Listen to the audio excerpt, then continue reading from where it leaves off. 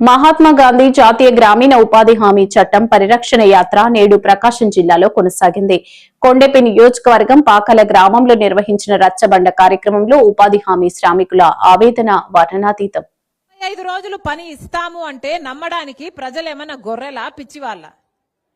కనీసం 100 రోజులు చట్ట ప్రకారం 100 రోజులు పని ఇవ్వాలి, ఎక్కడా ఇవ్వలేదు. కేవలం 52 రోజులే ఇచ్చారు.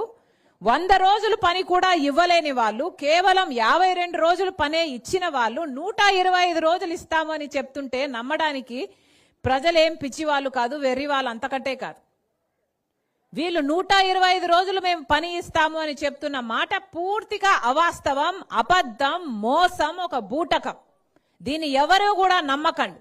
నిజంగానే వీళ్ళకు 125 రోజులు ఇచ్చి నడిపే చిత్తశుద్ధి ఉంటే కనీసం 100 రోజులైనా పోయిన సంవత్సరము ఎందుకు ఇవ్వలేదు?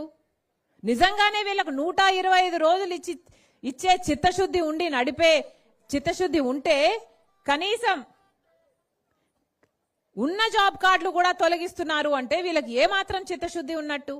ఎందుకు తొలగిస్తారు ఇన్ని జాబ్ కార్డులు? 18.5 లక్షల జాబ్ కార్డులు తొలగించారు అంటే వీళ్ళకి నిజంగానే ఉపాధి హామీ నడిపే చిత్తశుద్ధి ఉన్నట్టా లేనట్టా? 100 రోజులు కూడా నడపలేదంటే వీళ్ళకు ఉపాధి హామీ మీద చిత్తశుద్ధి ఉన్నట్టా లేనట్టా? మాటికి లేదు. ఇది కాంగ్రెస్ పార్టీ తెచ్చిన పథకము. దీంట్లో లబ్ధి పొందే వాళ్ళంతా కాంగ్రెస్ పార్టీ వైపు తిరుగుతున్నారు. దీన్ని ఎలాగైనా ఎత్తేయాలి, ఉపాధి హామీ పని లేకుండా చేయాలనే కుట్ర పన్ని చేస్తుంది బీజేపీ పార్టీ.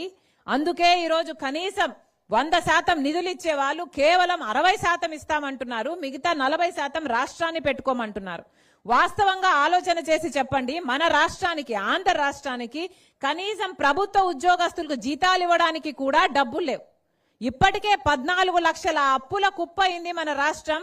జగన్మోహన్ రెడ్డి గారు, చంద్రబాబు గారు అప్పు చేసిన అప్పుల వల్ల కనీసం జీతాలు ఇచ్చుకోవడానికి డబ్బులు లేకపోతే మరి ఉపాధి హామీ పెట్టుకోవడానికి మన రాష్ట్రం దగ్గర డబ్బులు ఉన్నాయా? ముమ్మాటికి లేవు. చంద్రబాబు గారి దగ్గర డబ్బులు లేవు. కాబట్టి ఉపాధి హామీకి డబ్బులు ఇవ్వండి అని ఇప్పుడే అడుక్కుని తిరుగుతున్నాడు. పార్లమెంటులోనేమో మద్దతు ఇచ్చారు, ఉపాధి హామీ బిల్లు మారుస్తుంటే 60% కేంద్రం పెట్టుకుంటుంది, 40% రాష్ట్రం పెట్టుకుంటుంది అని. అక్కడ మద్దతు ఇవ్వడం ఎందుకు? మళ్ళీ ఇక్కడ అడుక్కొని తిరగడం ఎందుకు? చంద్రబాబును కూడా సూటిగా ప్రశ్నిస్తుంది కాంగ్రెస్ పార్టీ. ఇది భావ్యం కాదు. మన రాష్ట్ర ప్రజల జీవితాలతో ఆటలు ఆడుకుంటున్నారు ఈ రాజకీయ నాయకులు. ఎవరైనా మాట్లాడుతున్నారా?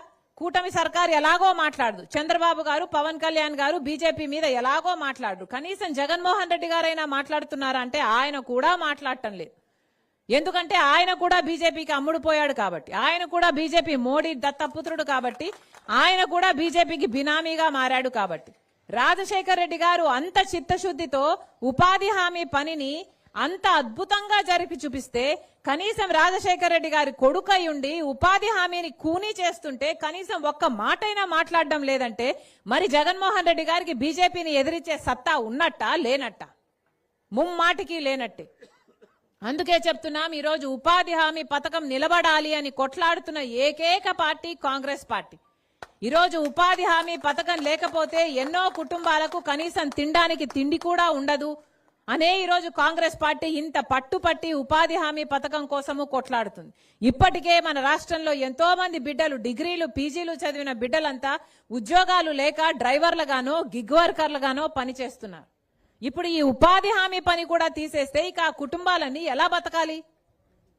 కానీ ఏ ప్రభుత్వాలు ఆలోచన చేయటం లేదు, ఏ రాజకీయ పార్టీలు ఆలోచన చేయటం లేదు. ఎవరెవరు వాళ్ళ రాజకీయాల కోసం బీజేపీతో అంటుకట్టుకొని తిరుగుతూనే ఉన్నారు. ఇది ఎక్కడి న్యాయం అని అడుగుతోంది కాంగ్రెస్ పార్టీ.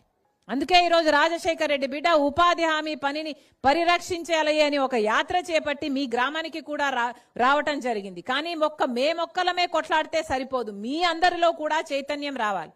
మీ అందరూ కూడా చేయి కలపాలి.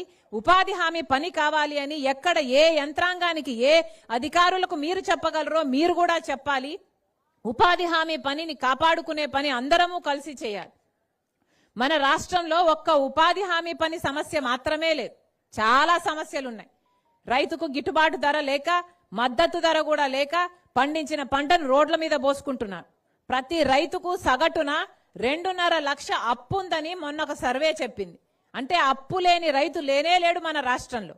పోనీ బిడ్డలకు ఉద్యోగాలు వస్తున్నాయంటే అది లేదు. పోనీ అమరావతి ఉందా అంటే అది లేదు. పోలవరం పూర్తయిందా అంటే అది లేదు, ప్రత్యేక హోదా వచ్చిందా అంటే అది లేదు. ఇన్ని సమస్యలు ఉన్నాయి మన రాష్ట్రంలో. ఎవరైనా మాట్లాడుతున్నారా? జగన్మోహన్ రెడ్డి గారు కూడా కూటమిలో చేరిపోయినట్టుగానే ఉంది. బీజేపీకి ఎదిరించి ఏ మాట మాట్లాడు. అందుకే ఈరోజు కాంగ్రెస్ పార్టీ ప్రజల మధ్యలోకి వచ్చింది. ఈ సమస్యలన్నిటి మీద పోరాటం చేయాల్సిన అవసరం ఉంది. ప్రతి సంవత్సరం జాబ్ క్యాలెండర్ ఇస్తామని చెప్పారు. జనవరి 1వ తేదీన ఏ సంవత్సరము ఏ ముఖ్యమంత్రి ఇవ్వలేదు. జగన్మోహన్ రెడ్డి గారు ఇవ్వలేదు, చంద్రబాబు గారు అంతకంటే ఇవ్వట్లేదు. ఇది ఎక్కడి న్యాయం అని అడుగుతున్నాం. మరి బిడ్డలన్నీ అందరూ ఎక్కడికి పోవాలి ఉద్యోగాల కోసం? రాజధాని కోసం కూడా ఇప్పటి వరకు కూడా మనకు నిధులు ఇవ్వాల్సింది పోయి అప్పులుగా ఇస్తున్నారు. మోడీ గారు అప్పు ఇస్తున్నారు. చట్టంలో అది లేదు. మనకు రాజధాని కట్టివ్వాలి అని చట్టం అయితే అప్పులు ఇస్తున్నారు. మరి అప్పులని ఎలా తీర్చుకోవాలి? ఈ భారం అంతా భవిష్యత్ తరాల మీద పడబోతుంది. ఇంకంతా ఎవరు బాధ్యులు?